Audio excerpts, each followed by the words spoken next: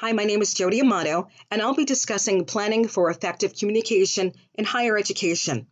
First, I'm going to go over some of the best practices for effective communication between you and your team members who are helping you develop a successful curriculum. Next, we're going to consider how and why effective communication can be difficult in the higher education setting. And I'll also discuss some ways to de escalate that situation when a disagreement occurs with a student or a colleague. Let's get to curriculum development with your team and developing the course, selecting the best teaching methods that will help students achieve the team's learning outcomes. Some questions to ask when designing higher education courses: what knowledge are your students expected to already have for the course? What are your students' cognitive abilities? And what knowledge are the students expected to have after the course? And how we can engage our adult learners with our materials in the course. The team should focus on the curriculum of past courses and evaluate the good and the not so good. Was the end result achieved and attained? And did students find this course informational? Were their expectations achieved? And will this course help them in the future with their careers? Compare results of how students studied and learned and look at past feedback after course completion. Now, there should be a significant amount of time spent with your team members to collaborate and review university standards. Discuss their effects on what your students will learn in the course, and have a list of expectations of your group members on your team. Schedule to communicate often with your team. Meetings aren't always convenient or necessary, but using email is pretty helpful to stay in contact with your team members. With so many tools available for virtual meetings and discussions, your team can stay in touch without having to sync their impossibly busy schedules to sit in the same room. Be flexible and open to others' opinions, and make sure to contribute your own.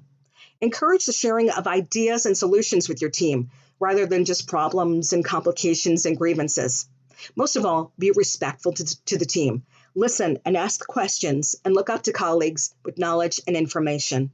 Show appreciation to your team members, and always communicate your feelings, your questions, and thoughts to find creative solutions. Now, why can communication be difficult in higher education? One reason is the age difference between your students. You'll have students who recently graduated high school and might not be fully prepared for the rigors of higher education.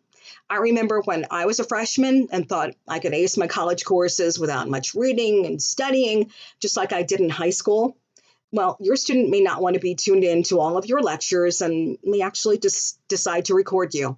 That educator needs to take a stand and communicate the rules of the classroom. We all need to remind our students to be prepared, to listen, and always be engaged. That younger adult might be in the same class with a middle-aged adult who's going back to school after some time, like me. This adult might be highly motivated to obtain that graduate degree to advance in the workplace or in their career. Now, you have different mindsets in the higher education class, and you need to target your message and communicate the curriculum to everyone, regardless of your students' diverse ages, socioeconomics, race, religion, and experiences. Another difficulty that educators run into the higher education setting is the use of technology.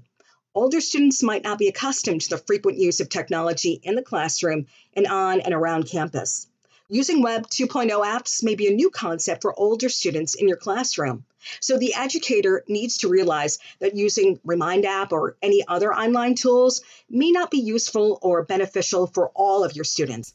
One solution would be to use many resources to communicate with students, including smartphone apps, email, text, and even face-to-face communication.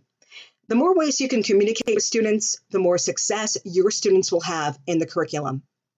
Now, what happens when there's a problem and you need to de-escalate a situation? Well, when you have a classroom of diverse learners, the educator needs to be prepared for difficulties such as disagreements and frustration over the course load or grades on papers, quizzes, projects, and final assessments, etc. Understand and validate the students' concerns. Proceed with caution, compassion, and always have professionalism. Listen to the student's concern and try to empathize and come from a place of humility, because teaching is a humble and noble profession. Try not to verbally attack a student, even if you feel provoked. The same information and guidance can be used for difficulties with colleagues and other staff. Communication issues create barriers because of unclear messages and expectations. So listen to others' viewpoints without feeling that you're being criticized. Another valuable way to de escalate a situation is to prepare ahead for inevitable confrontation. Formulate how you would respond when you're not on the defensive, how you'll take the time to remain neutral but caring. Do not take a student's or colleague's frustrations personally. Work hard to find that common ground with the person and contribute to a solution so you can find a way to move the relationship forward in a positive way. The best way that we as educators can plan for effective communication is to have a communications plan. Be mindful and respectful of your team who have the knowledge and the information that you need, faculty and administration that helps to create standards and a curriculum with you and wants you to succeed.